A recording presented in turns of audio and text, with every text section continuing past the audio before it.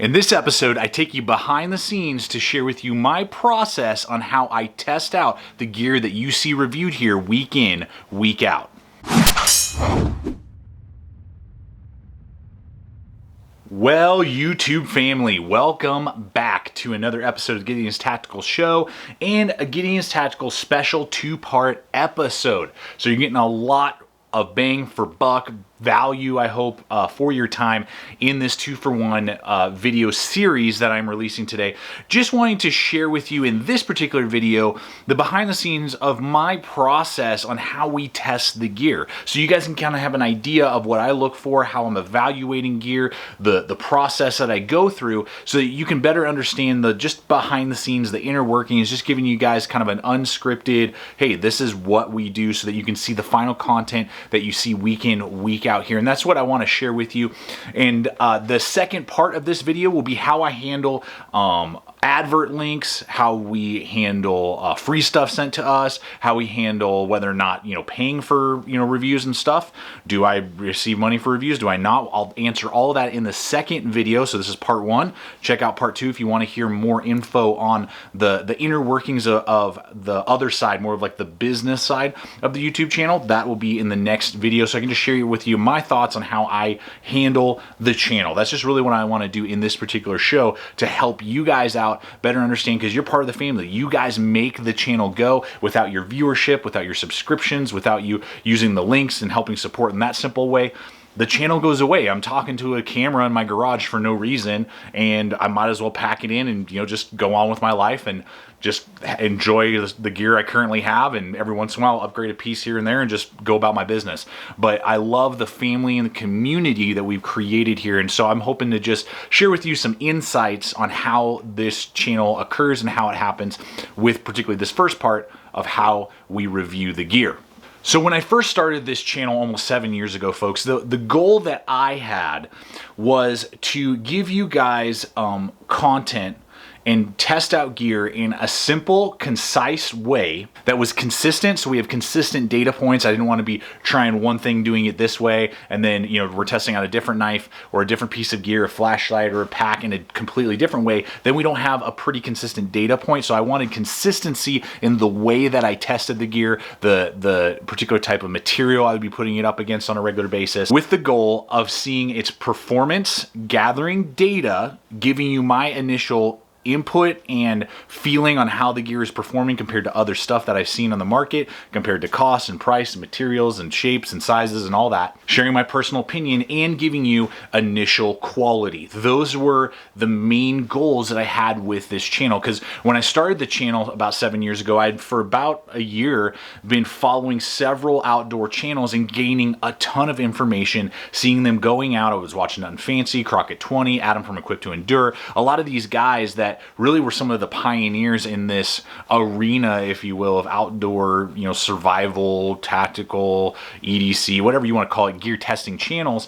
And I really enjoyed that, and I learned so much in that period of time that I just had the opportunity with my schedule, with the city, not the city, but the state that I live in. I had access to tons of, wilderness and forest, and very close to where I live. So I thought to myself, if they're doing it, why can't I do it? And it just gives me motivation to get out there and start testing and, doing my thing and see what happens. And it was never meant to become what it was. It was just a hobby that began to pay for itself, and then eventually began to make income, and it grew in popularity and influence, and just it became something that was just completely organic, and something that I never thought it would be. It was literally just I like playing with cameras. I had done some stuff prior to that in some internships that I had done, and so I just wanted to kind of mess with that, and it has become what it is today, and the family that we have here, and just the experiences that we've had, which are just awesome. So that was the goal, and so I'll touch on that first.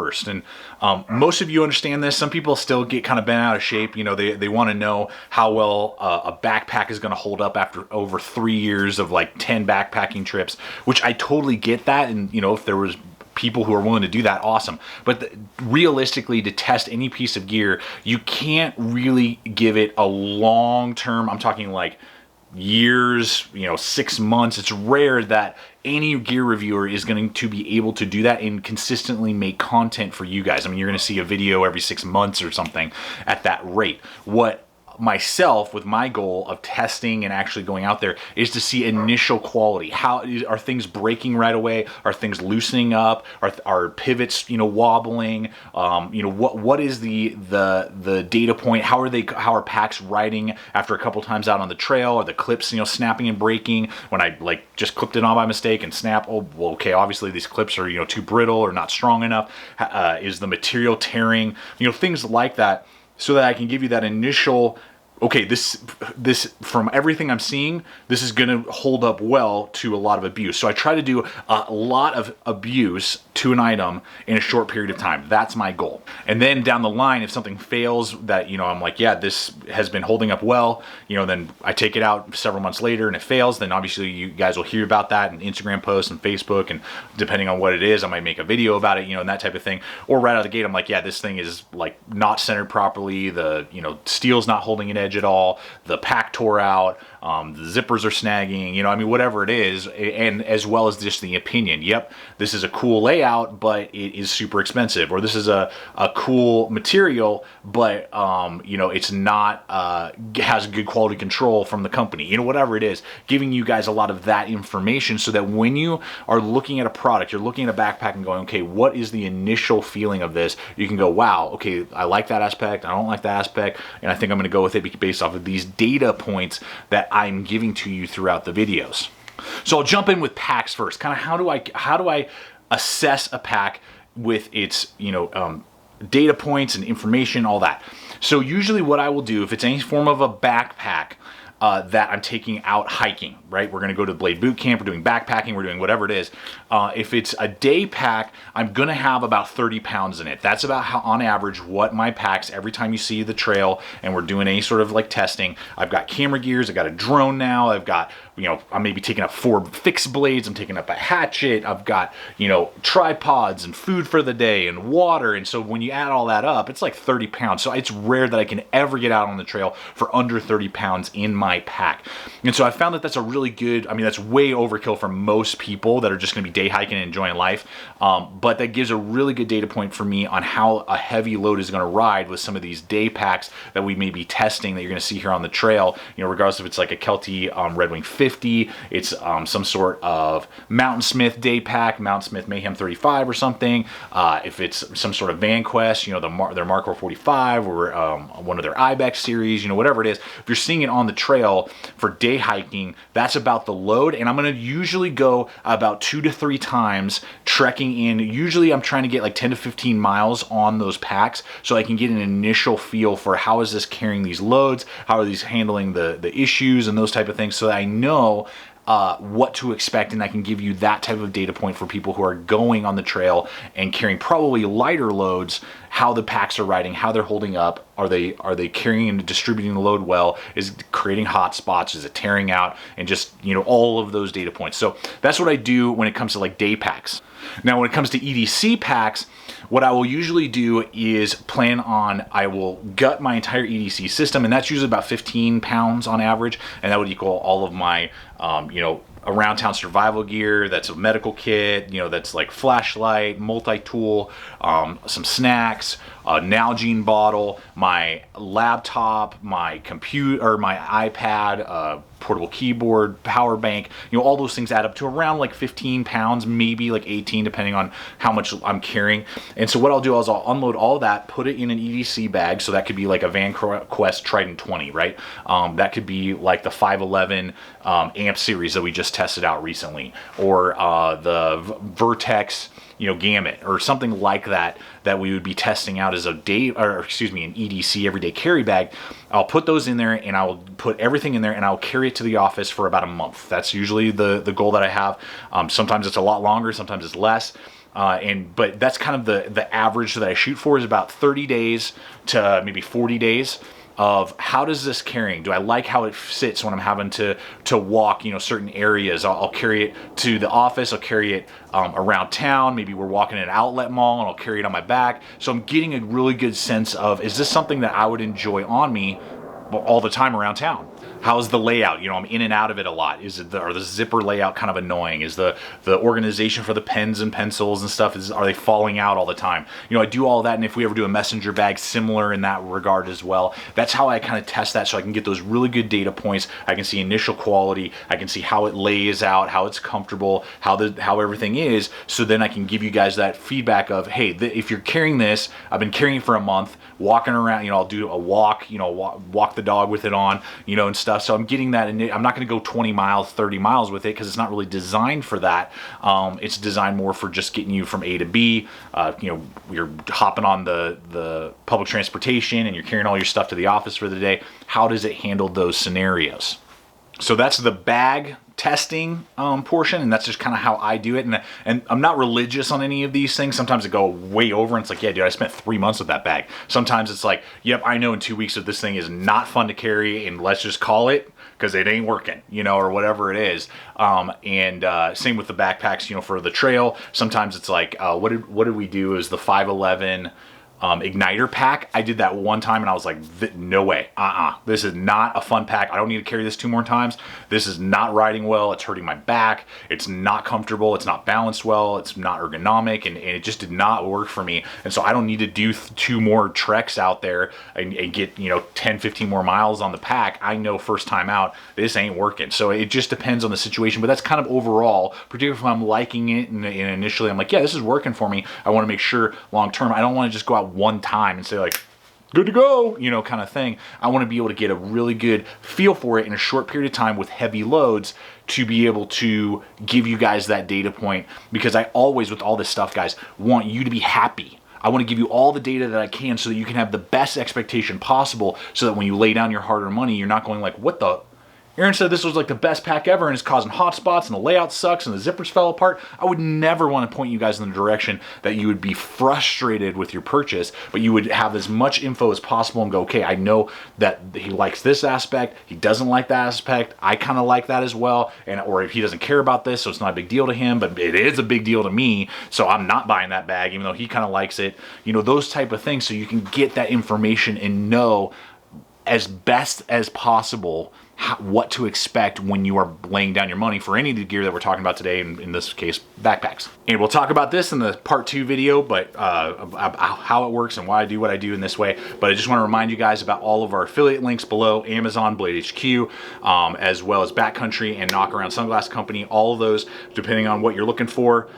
Great stuff, helps me make content just like this. Really appreciate when you guys use those hyperlinks if you're looking to buy stuff. Helps me continue to make the content that you see here, and just really appreciate it. I'll throw some of the stuff that we're talking about, some of my favorite backpacks, pocket knives, flashlights. I'll have those in those links below so that you guys can check those out if you're just interested in seeing kind of in this video what are some of my favorites. I'll throw some of those in there for you guys just for fun. But thank you for your support. You guys make the channel go. Okay, next up is the pocket knives and like Leatherman tools, multi-tools, Gerber, Swiss Army, whatever it may be. How do I do that process? So one of the main things that I want to do when I'm testing out any sort of pocket knife or multi-tool is that I want to see how, particularly like, how is the deployment, how is the ride, and how is the lockup, as well as edge retention and just overall just capability of the tools. So if it's a multi-tool, I'll be opening and closing it a bunch. Maybe it's out of the box, it's kind of stiff. So can I break that in without too much trouble, or is it going to be stiff, for months? I want to do like screwdrivers things, like how is the Phillips head connecting with the screw? Is it just stripping it out? Is it kind of a weird angle so it doesn't work right? How are the pliers working? Is the pressure good? How is the ergonomics when you're using the knife on the multi-tool? Does the screwdriver bit give you enough to actually like feel ergonomically comfortable? Is it kind of awkward? Are there issues, with the opening and closing? Is it too loose and just like falls open? Those are things that I'm doing. So I'm opening and closing, I'm deploying and undeploying. I'm screwing things in around the house. I'll just go to a light switch. I'll just unscrew it and screw it back in. I'll unscrew it and screw it back in. I'll do that maybe, 5, 6 times with each of the bits. I'll film some of that. You guys won't see all of it. I don't need to do all that. I'll just do it on my own time when I got a little bit of spare time at night, or, whatever it is, to see how that that does over the course of like about a month. You know, like how is that working? Carrying it in the pouch, how's the pocket clip? So that's what I do with the multi-tool. It's cutting stuff, you know, all of that, so that I can see initial quality of how is it performing, how is it holding up, how are the tools operating. So that's what I do with the multi-tools. Then with the pocket knives, what I will tend to do is carry it as a regular EDC, and again, the goal is about 4 weeks. That's usually what I shoot for. Sometimes I go way more before I get around to the video. Sometimes it's a couple weeks less, depending on how it's performing. Is it, again, if it's a problem child, like right out of the gate, I'm not going to spend a lot of time on it. And that brings me to this point, is I will give companies, particularly that are manufacturing, you know, hundreds of tools a day. Is the CQC going to be perfect? Usually not. And you got to be able to give a little bit of wiggle room. So what I will do is, if I am seeing a problem with a particular tool, and this goes for almost anything, any gear item, I will usually send one back and buy a separate one. If it still is having similar issues or different issues, that tells me that there's a bigger quality control issue, because there are times where things are just a fluke. Sometimes, you know, you guys will comment like, hey dude, you said yours look perfect, but mine's all jacked up. Okay, send it back, get another one. And if it's still jacked up, then maybe there's a problem. But a lot of the time there's just issues because of, you know, manufacturing. Some guy is on a grinder grinding out 100 blades today, and he got a phone call halfway through the day telling him that, you know, like, his car got totaled, and now he's a little frustrated. It took him, you know, 20 minutes to get his head back on straight, and he ground the blades slightly off for, you know, 5 blades, and you happen to get one of those. Okay, that sucks, but okay, that happens. Send it back, because he's making 100, not 2. You know, it's not a custom or a mid-tech blade. Send it back, get another one. If it's still causing issues, then we have a problem. So I tend to do that with, that's my litmus test. One return is what they get. If they don't get, they still can't figure it out, it's a problem child, and I'm not going to waste my time on it. So that's that. And then when it comes to like centering, deployment, all that type of stuff. So like as an example, you know, we have the fastball Gerber, just got this.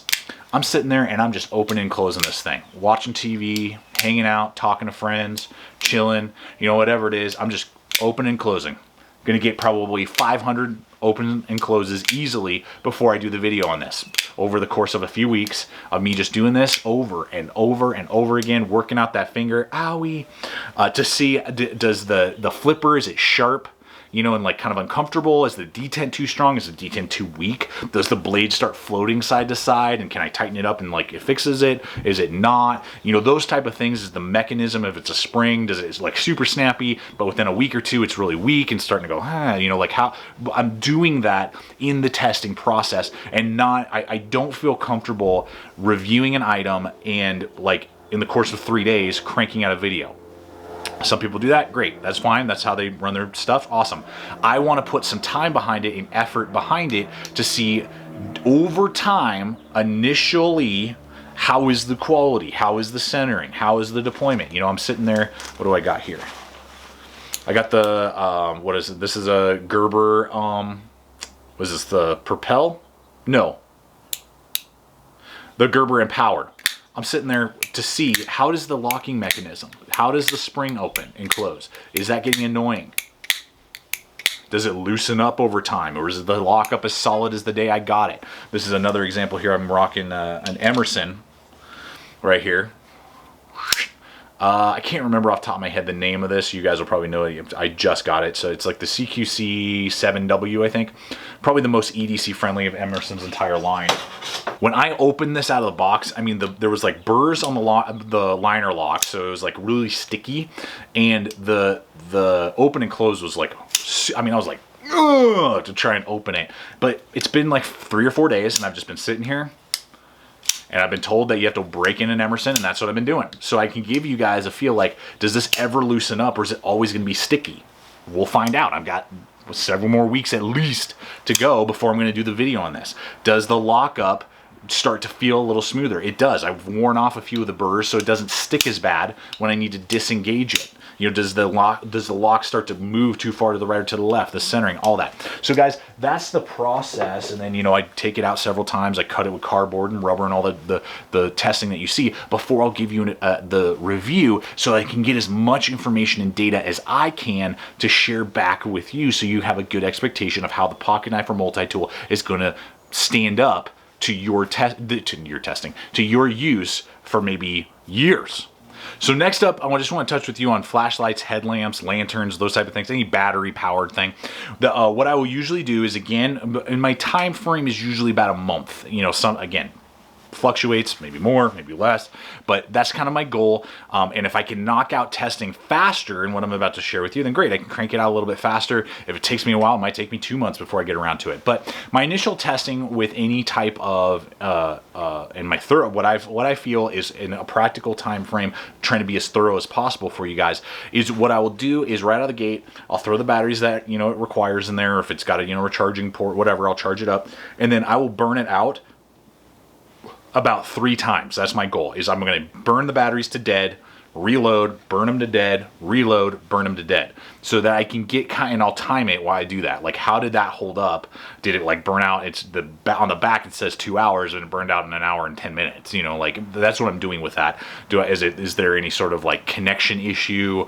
You know, anything like that? So I'll do that about 3 times, burn batteries all the way down, and then recharge them or replace them. I will do drop tests. You know, dropping them from about this high, and if they're rated for higher, then I will. But you know, about 4 feet. 5 feet, you know, I'll drop them on the concrete, drop them on stuff. I'll do that. I'll submerge them if they have any sort of water rating at all, and most do. So I'll submerge them in my Home Depot bucket. You guys see that test a lot, just to see, and I'll leave it in there for a little bit, not long. You know, I'm just seeing, like, if I submerge this thing, I drop it in a lake, I you know, get rained on, whatever, how does this going to hold up? Are the connections going to get, you know, soaked and then not function properly? And then I'll carry it. If it's an EDC, I'll carry it as my EDC for a while. If it's for hiking or backpacking, you know, I'll carry it with me the next time I go out trekking, wear it around, use it, you know, whatever it is, and then do a bunch of testing, the button, clicking on, clicking off. You know, I'm watching TV, I'm just boom, boom, boom. And again, Mrs. GT is amazing in that she allows me to do this stuff. It does get on her nerves, but at least she allows me to do it. So she allows me to do it, and she understands, you know, and sometimes it drives her nuts, and she's like, you got to put that knife away. You got to put that auto away. You got to put that flashlight away. You know, I'll strobe the crap out of her sometimes, and she does not like that. But anyway, and then, you know, I'll go out in the backyard several times. How's the distance? Take walks with the dog. Tommy the trail dog. How's this working? You know, I'll be shooting it up on trees and stuff. And, you know, is this something that I would want to carry? How's the beam? All that. And then I will create the content for you and give you my feedback. So that's how I test out the flashlights and lanterns and headlamps, all that type of stuff. Okay, home stretch here, talking about fixed blades, hatchets, saws, those type of tools that you need, like really hard abuse. You know, what do I do to test those out? And something I wanted to touch on that I didn't earlier with edge tools of any kind, whatever the edge tool is, what I will do is I will test it with the factory edge unless I tell you otherwise. So 90% of the videos that you guys see is factory edges. I have not reground them. I have not reprofiled them to my desire unless I tell you that. Now, like, I'll give you a quick example. In the old days, Ontario seems to be doing a lot better, have really bad wide edges. The edges were great for like chopping and splitting wood, but for any sort of cutting of any kind, they could barely cut paracord. I mean, they were really wide. And I would tell you that. And sometimes I would even show you, like, see, this is what this does. You're like trying to carve of any kind. And then I would tell you, so guys, I reprofiled it to 20 degrees, 15 degrees, you know, whatever it was that I reprofiled it, and then showed you what that looked like. I could tell you how was that reprofiling process easy, was it difficult, you know, and that type of thing. So otherwise, most of the time, guys, you're seeing factory edges. They're not some magical edge that I put on them. And I do it that way because a lot of you don't have all the sharpening kits that I have. A lot of you want to know what initially out of the box, and I do too. When I pull this out of the box, is this going to perform? And it should, in my opinion, if it's a cutting tool of any kind. And I shouldn't have to spend time reprofiling or regrinding. The only thing I will sometimes do, if it's not quite to my preference, I will just basically run it on my ceramic rod super quick. That is it. So it's not reprofiling anything. You know, just hit it a couple times to see if that helps any. If that doesn't help anything, because you guys could literally do that on the bottom of a ceramic mug. But if that doesn't do anything for me, then I will obviously inform you. And that's all I do when you guys see these videos, unless I specifically tell you otherwise. You know, like if I do a hatchet and I'm like, guys, okay, I had to reprofile this thing because it was like a butter knife when it came out of the box. I couldn't even like split anything, couldn't carve anything, couldn't chop. So I reprofiled it. I'll tell you that. You know, we've done that with a couple tomahawks. So I just want to make that super clear so you guys can get a really good data point on what you're seeing. It's not some magic voodoo sauce that I, you know, did on the blade and that's how it's cutting like that. So as an example, just yesterday, or today actually, the video is going live on the Tops Mohawk Hunter. So what did I do to test this out? So I took this on 3 separate outings with full testing in each one. Meaning, for me, full testing is I've got to do several feather sticks. I've got to do a notch of a couple different types and sizes. I've got to make a spear. I have to hack and chop stuff off. Sometimes I'll add extra. In the video for this, I made a spoon. I don't normally do that, but that was a really fun activity I did with the friends and buddies, and I did that. And then I've got to be able to baton usually between 4 to 6 logs of the span that any knife, depending on the blade length, could handle. And so that I did that 3 separate trips before I made the content for this, so that I could see edge retention. Is it chipping? Is it rolling? Is it still just as hair popping sharp as it did out of the box? How's the edge on it? How's the ergonomics feel? And I'm testing out and I'm feeling, okay, how does this feel compared to other ones that I own? How does the cutting, how's the feather sticking on this compared to the Hog 4.5? We talk about that in the video. So I'm giving you guys, I'm trying to put myself in your shoes and myself and going, what do I think about this and what is it similar to? What does it have positives and negatives for? I'm taking it in and out of the sheath a bunch to see, does the sheath, have issues? Is it not mounting properly? Does the retention on the kydex, come apart? Does the leather sheath, start fraying, or is too weak and you puncture through it?